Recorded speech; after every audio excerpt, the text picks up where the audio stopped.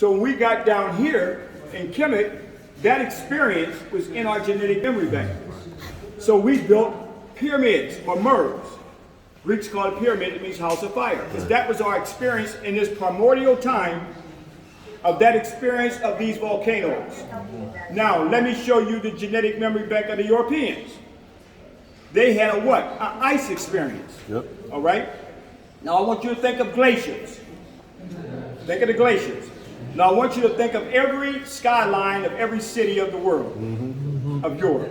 Glass, rugged building is coming up out of their genetic memory bank. Okay? All the experiences that we have going back to the dawn of time is stored in us. So these things, when you see how, there's no continuity to none of the cities. Is that right? All they're just rugged. Just rugged. Because in the experience of an ice age. Ours experience of pyramids. We built pyramids everywhere.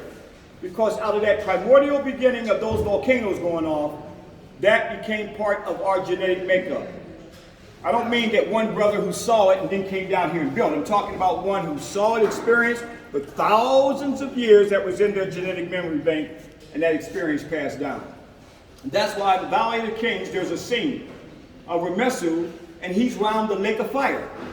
It's got the Medu Neter symbol for fire, and it's got and Heted Ra is around that lake. Now there's only one place where you would find thousands and thousands of baboons. I experienced when I was in Uganda, okay, around the Great Lake. And you got all this here where that lake, where that fire developed. So even in their art, they're making and seeing a genetic makeup even when they were creating the art in the Valley of the Kings. There's some things that you may experience yourself. You don't know why you did it. Our granddaughter came home and she just started making golden ratios everywhere. Just golden ratios.